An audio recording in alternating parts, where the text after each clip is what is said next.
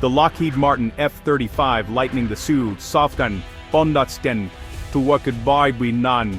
The One-Night-Stun stands as the pinnacle of modern fighter technology, representing decades of innovation and billions in research and development. Its combination of stealth, speed, and advanced avionics has set a new standard for air superiority in the 21st century.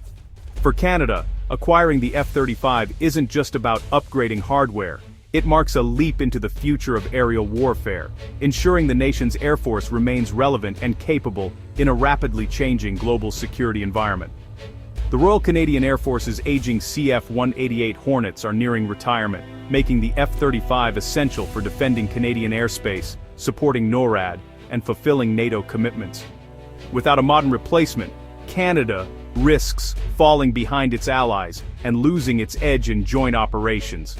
Stealth, advanced sensors, and data fusion make the F-35 a flying command center, crucial for monitoring Canada's vast, strategic territory, especially the Arctic. The jet's ability to gather and share real-time intelligence is vital for protecting remote regions and responding to emerging threats. In January 2023, Canada committed to buying 88 F-35A jets, a decision shaped by years of political debate and a desire for seamless integration with US and NATO allies. This historic purchase signals a long-term investment in both national defense and international partnerships. The program requires new infrastructure, extensive training, and deep integration with the U.S. military-industrial complex, once seen as a strength, now a source of political friction. Building the support systems for the F-35 will reshape Canada's defense landscape for decades to come. Pilots and crews will train in Arizona, while Canadian bases undergo major upgrades to meet the F-35's demanding requirements. This transition will require significant investment in both people and technology, ensuring Canada can operate and maintain these advanced jets independently. But as political winds shift, this ambitious modernization faces new vulnerabilities and scrutiny. The future of Canada's F-35 program will depend on continued public support, stable funding, and the ability to adapt to evolving security challenges at home and abroad. Once rock solid, US-Canada relations have soured amid a fierce trade war and rising political tensions. In August 2025, President Trump's administration slapped 35% tariffs on Canadian goods, triggering swift retaliation from Ottawa and a chill in diplomatic ties. Prime Minister Mark Carney's October visit to Washington underscored the new reality. Cross-border cooperation is no longer a given. The F-35 deal, conceived in an era of trust, now faces uncertainty as trade disputes and political rhetoric escalate. U.S. demands for higher Canadian defense spending add pressure, making the fighter jet contract a potential bargaining chip. For Canada, the timing couldn't be worse. Its largest military procurement is now entangled in a broader geopolitical standoff. The F-35 purchase has become a high-stakes test of the alliance, with the future of Canada's Air Force hanging in the balance. In the spring of 2025, Prime Minister Carney's government announced a sweeping and unprecedented review of the F-35 fighter jet program, citing ballooning costs that have far exceeded initial projections. The government emphasized the urgent need for value, transparency, and accountability in one of the largest military procurements in Canadian history. The price tag has now soared to nearly $28 billion, driven not only by inflation and global demand, but also by new US-mandated security upgrades and shifting international priorities.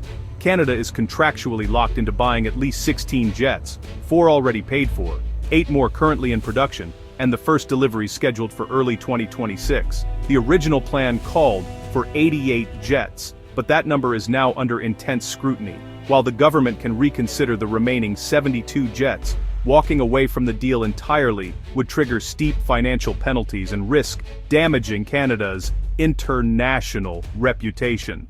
Defense officials insist that work continues as planned, with major upgrades already underway at CFB Cold Lake and Bagotville to prepare for the new fleet, even as political uncertainty grows and questions mount about the program's future. The official line from Ottawa is clear. There are no plans to cancel the initial jets, but the full scope of the purchase is now under active review, with all options on the table. Ottawa's careful messaging aims to reassure both allies and industry partners, but few believe the F-35's fate is truly separate from the broader US-Canada standoff and ongoing diplomatic tensions. For now, military planners are left in limbo, preparing for a fleet whose future remains anything but certain, as the country weighs its next move in a high-stakes procurement drama. Washington's response to Canada's F-35 review was swift and stern. Any major change could have serious consequences. The US sees the F-35 as a linchpin of North American defense and NATO interoperability, not just a sale, but a strategic commitment. Ambassador Pete Hoekstra warned that a mixed fleet or alternative jets could disrupt NORAD operations and strain military cooperation. The threat isn't just economic. Intelligence sharing, access to upgrades, and Canada's standing in the alliance are all at risk. The F-35 partnership grants access to cutting-edge tech and data, privileges that could be curtailed if Canada scales back. With trade tensions simmering, any perceived slight could trigger new tariffs or punitive measures. Prime Minister Carney faces a dilemma: domestic pressures versus the risk of antagonizing an unpredictable US administration. The F-35 decision is now a test of the Canada-US alliance itself. Amid soaring costs and political tension, some Canadian leaders advocate for a mixed fleet, fewer F-35s, supplemented by more affordable jets like Sweden's Saab Gripen. The argument: save billions, reinvest in other military needs, and maintain a larger, more flexible force for Canada's vast territory. The Gripen is praised for low operating costs and Arctic suitability, making it a practical complement for routine patrols. A mixed fleet would preserve F-35s for high-threat missions while using cheaper jets for day-to-day tasks, stretching resources further. Proponents say this approach boosts operational flexibility, fiscal responsibility, and Canadian sovereignty, reducing dependence on US defense programs. Diversification could also open new industrial partnerships and technology transfers, lessening vulnerability to US political pressure. The debate is about more than aircraft. It's about Canada's strategic independence in a shifting world. The mixed fleet idea faces fierce opposition from Canada's military and defense analysts, who argue that it would complicate operations and logistics. RSAF leaders warn that operating two jet types would double training, maintenance, and logistics costs, erasing any savings. They emphasize that the complexity of managing two different aircraft systems would strain resources and personnel. The F-35's strength lies in its network design. Introducing another jet would create a digital divide, undermining interoperability with allies. This seamless integration is crucial for joint missions and real-time data sharing. Critics argue a split fleet would weaken Canada's combat effectiveness and readiness for high-threat environments. They believe that a unified fleet ensures better preparedness and response capabilities. The F-35 was chosen to counter advanced threats from Russia and China, diluting the fleet risks pilot safety and alliance credibility. A consistent fleet is seen as essential for maintaining strategic advantages. Infrastructure upgrades for the F-35 are already underway. Switching midstream would waste investments and require costly new facilities. This would not only be financially burdensome, but also delay operational readiness. For many, sticking with the full F-35 order is the only way to ensure efficiency, effectiveness, and Canada's place in allied operations. It represents a commitment to maintaining a modern and capable air force. The stakes are high, not just hardware, but the future of Canada's air power and its role on the world stage.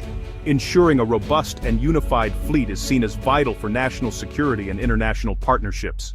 The F-35 program is a global enterprise, binding Canada to its closest allies in NATO and the Pacific. By joining, Canada ensures seamless operations, shared tactics, and access to a worldwide logistics and training network. Pilots and parts are pooled, mission data is shared, and collective security is strengthened.